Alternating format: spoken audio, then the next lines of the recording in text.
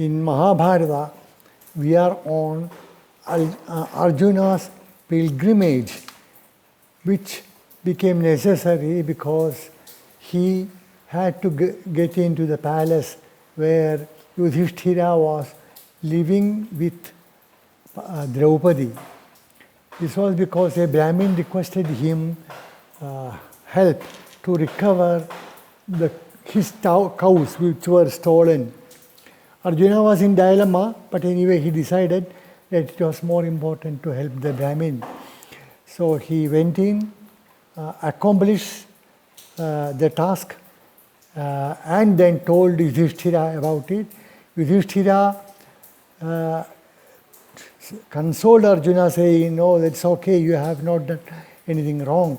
Instead, you have helped a Brahmin in need." But Arjuna insisted that he should go on pilgrimage. And then he started on his journey on foot. And then many Brahmins joined him. He went in the northerly direction towards the Himalaya ranges, and he visited many pilgrim sites there and went towards the east. There he went through Anga, Vanga and Kalinga, and went to Manipuri, where he went into the palace of Chitravahana, the king. He had a daughter by name Chitrangada. Arjuna fell in love with her. And Arjuna wanted to marry her, but she said that she needed permission from her father. Her father, Chitravahana, wanted Arjuna to leave any male child they get for the king, because he was without a male progeny to take over from him. Arjuna promised, married her, and within 3 months she became pregnant. Then Arjuna left her, saying he would come back. Then he went in the southerly direction and went all the way down to the southern tip, Indian Ocean. There he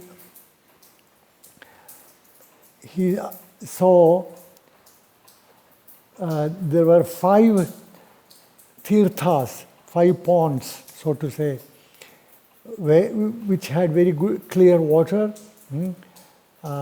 very cool, appeared to be very cool, but nobody was getting in. When Arjuna inquired, the Brahmins who were living around, they said there are crocodiles in each of them, and they invariably pulled whoever got in down to the river and ate them. That is why Arjuna thought for a while, and he thought he could manage, however fierce a crocodile could be, Arjuna could force it out. So Arjuna got into the first pond, first tirtha, and took bath. When he was about to get out, a crocodile caught him, as was warned. But Arjuna was undaunted. He pulled himself up along with the crocodile, and as soon as he came out of the water, the crocodile changed into a beautiful damsel. Arjuna was surprised, asked her, who are you?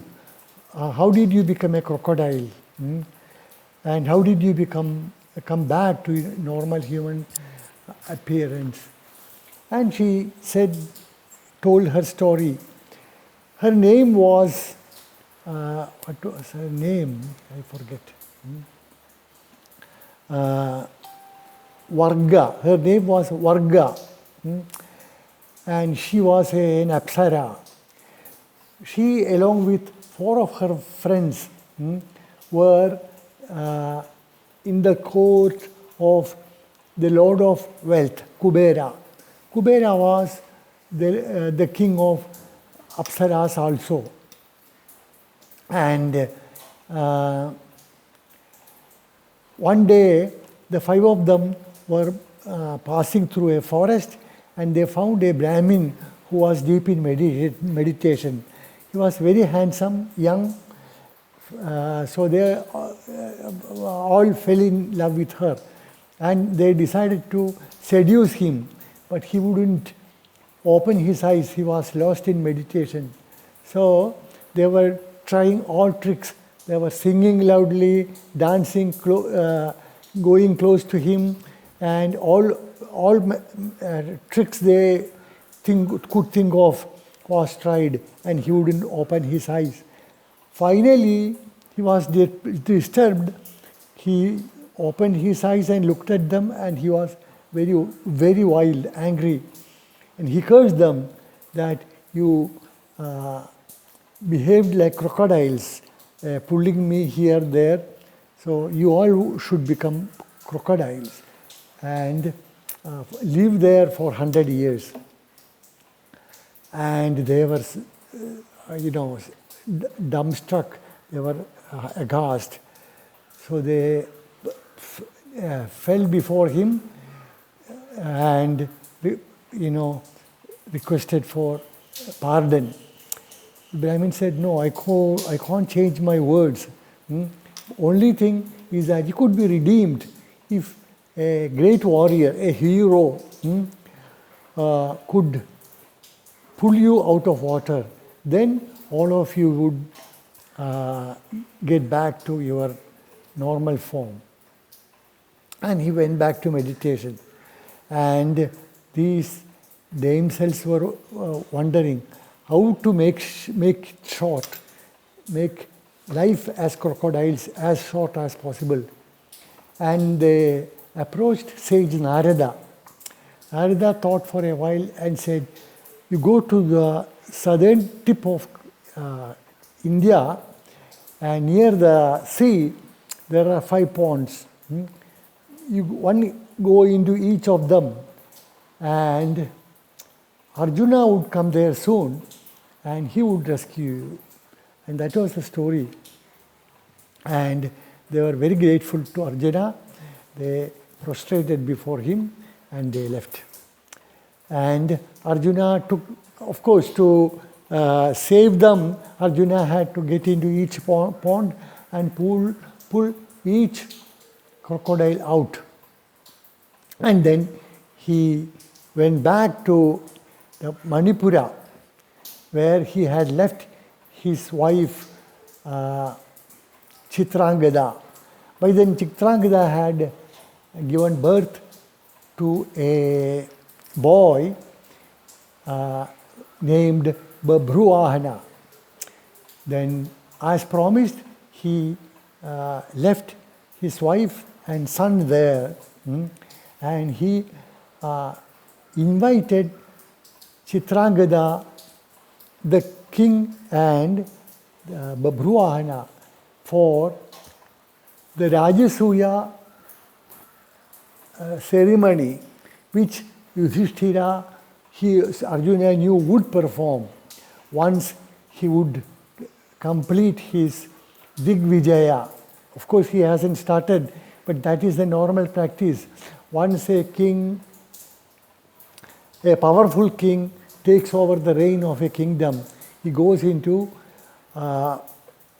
Digvijaya, victory parade, and all neighboring countries, as far out as possible, his soldiers would go and conquer them. If they refuse, there is a battle. And with Arjuna and Bhima, victory was quite possible according to Arjuna. So After that, Yudhishthira most certainly would perform a Rajasuya. So these people were invited. And then from there, Arjuna went due west to what is it, this place called Gokarna. Arjuna visited the holy places in Gokarna and then went north through the western seashore to the Prabhasa Tirtha. Prabhasa Tirtha is very near Dwaraka. And Dwaraka was where Krishna was living. And Arjuna spent days in Prabhasa Tirtha hoping that Krishna would come and meet him. With that, we stop today and we shall continue the next day, day after tomorrow. Namaskaram.